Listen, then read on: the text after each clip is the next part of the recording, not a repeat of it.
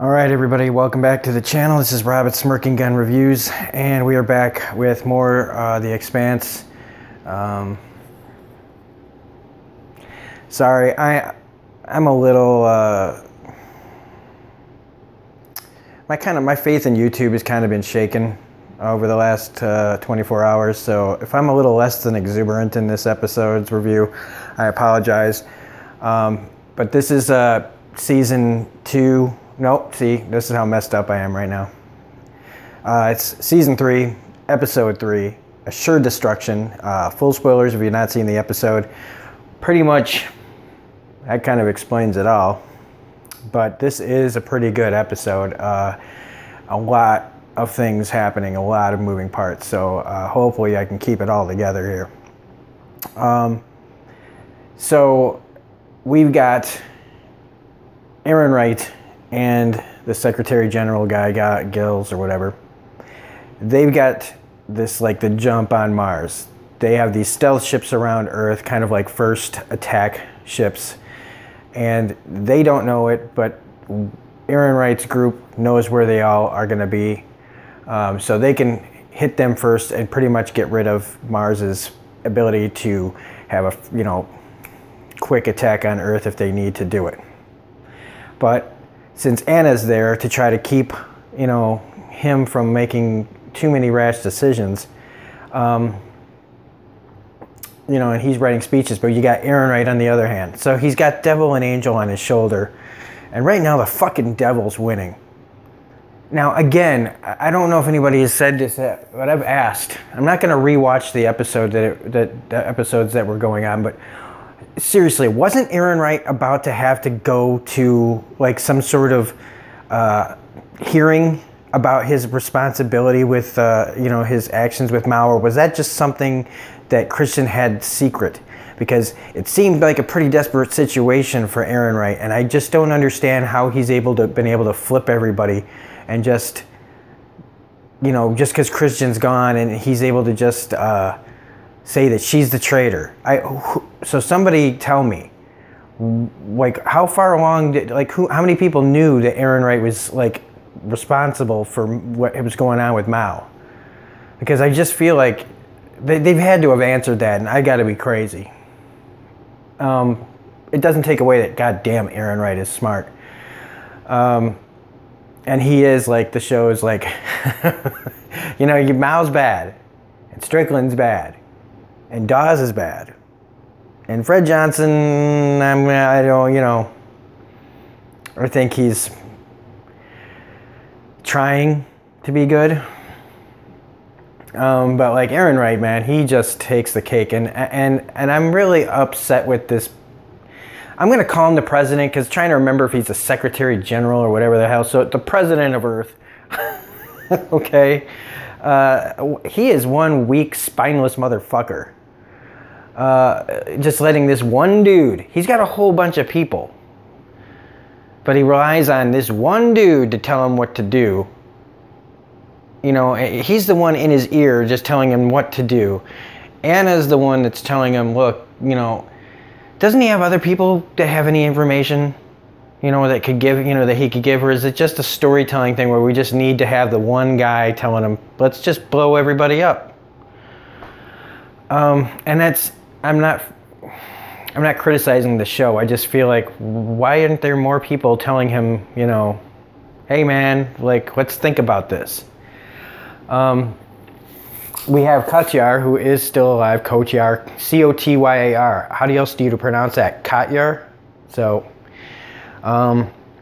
he is still alive. I actually thought about trying to find a picture of Theo the electrician.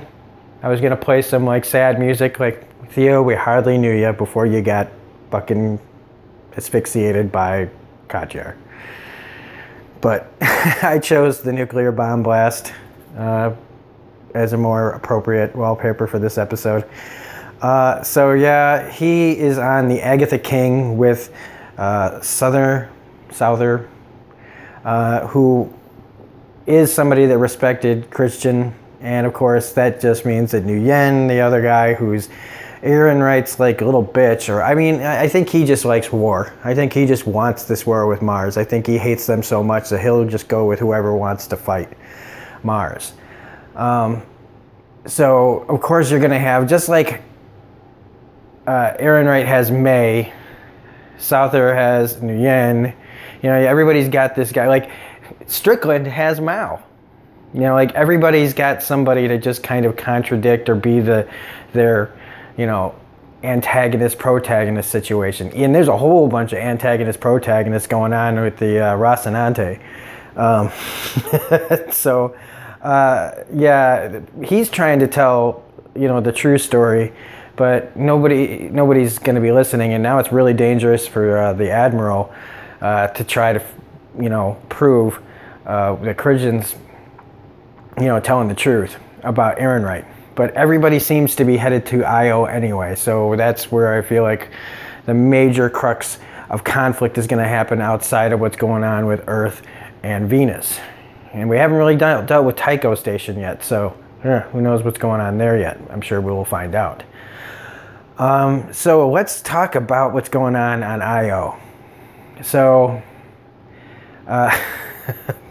okay, so Mao, I've said before that, like, I don't care what kind of redemption thing he has. I mean, he sees his daughter in this little girl, May, Prax's daughter.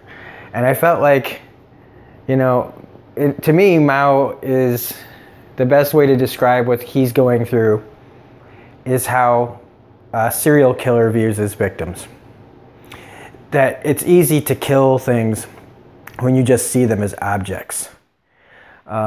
And in this, he's forced to see May as more than just an experiment, a thing.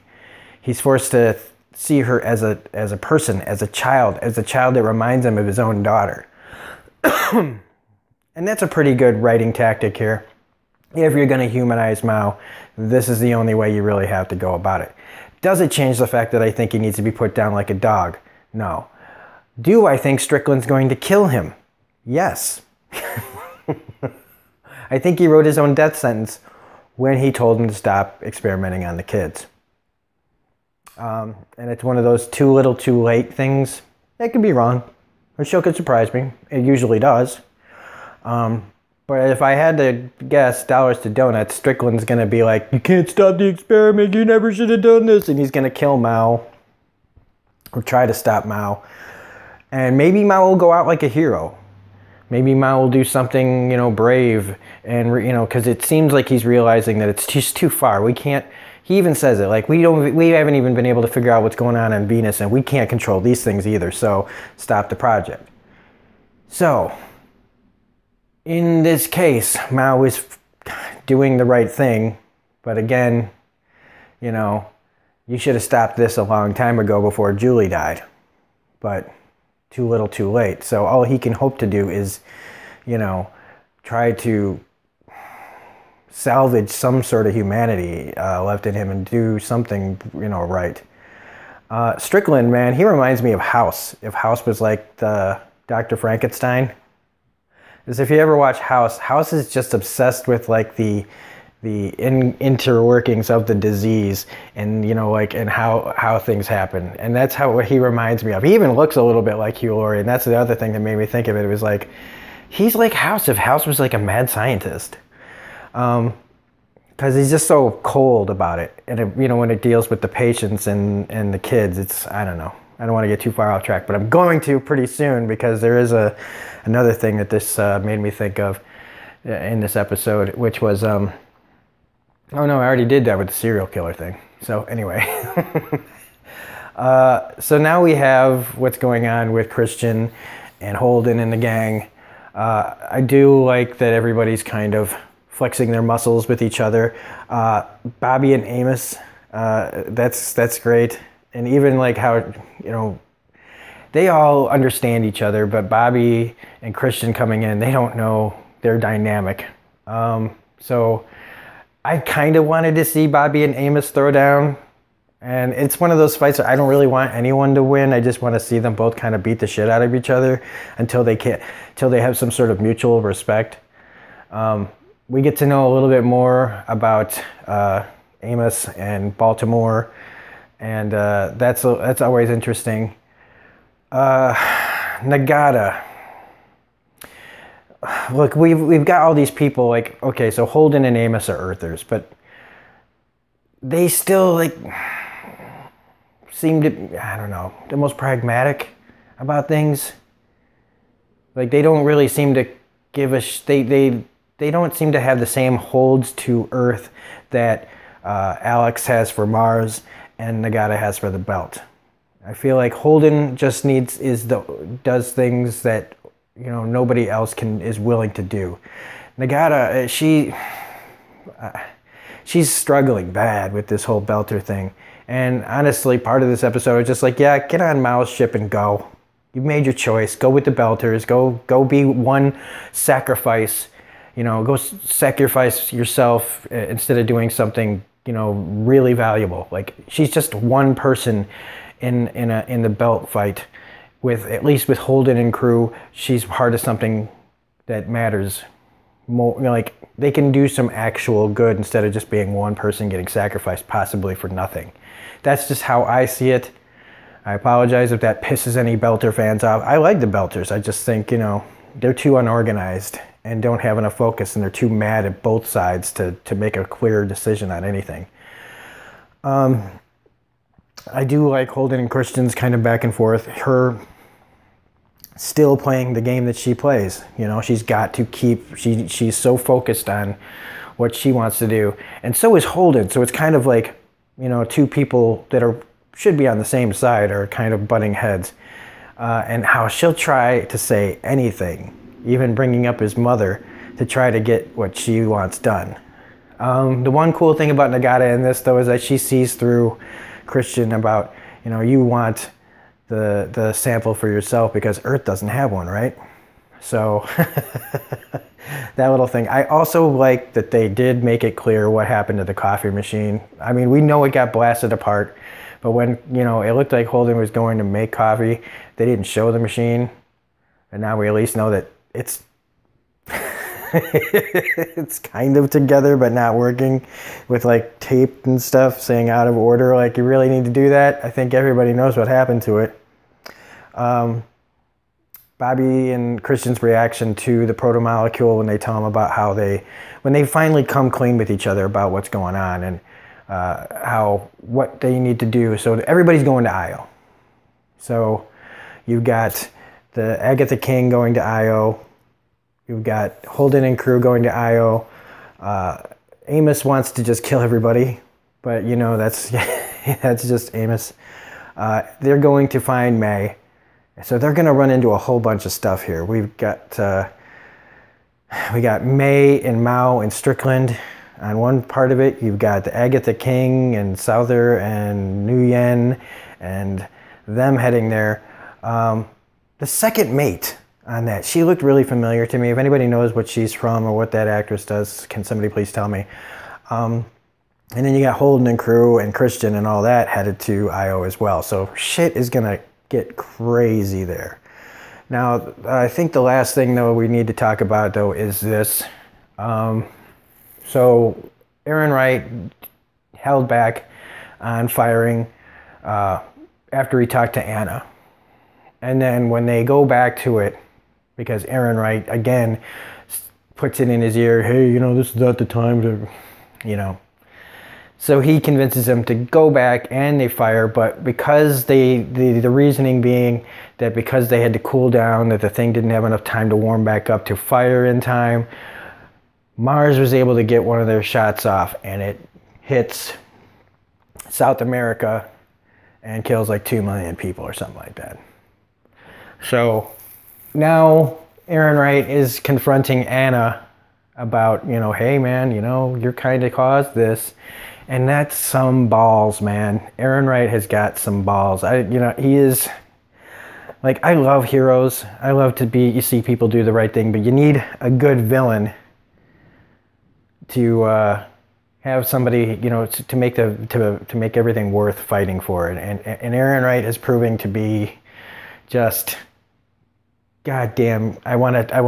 He needs to get shot like put in a missile and shot from Earth, and then have a long time to think about what's going to happen to him before he like hits something and blows up.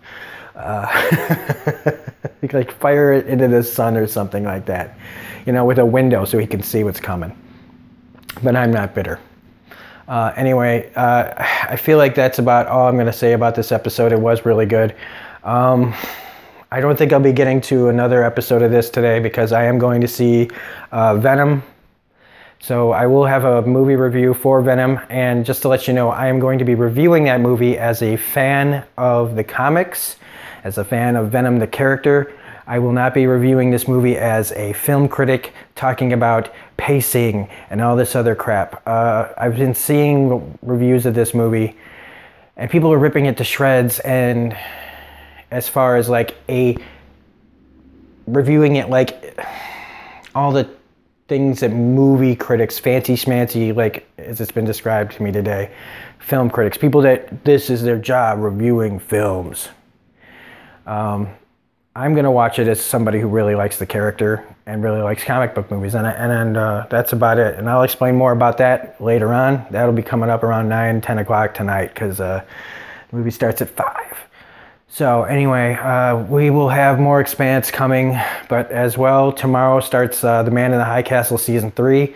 So unfortunately, The Man in the High Castle is going to take a little bit of priority over this. We should be doing one episode of this and that and back and forth. Plus, I still have other things I want to review if I feel like it. Like I said, my thoughts on YouTube have kind of changed in the last 24 hours drastically. But as long as I can keep my chin up, I will be putting out content all weekend still. So anyway, this is Robert Smirking Gun Review saying if you liked this video, please hit the like button, comment, share, subscribe, hit the bell for all notifications and all that jazz. Otherwise, we will see you on another video. So have a great night, and that's it. Bye.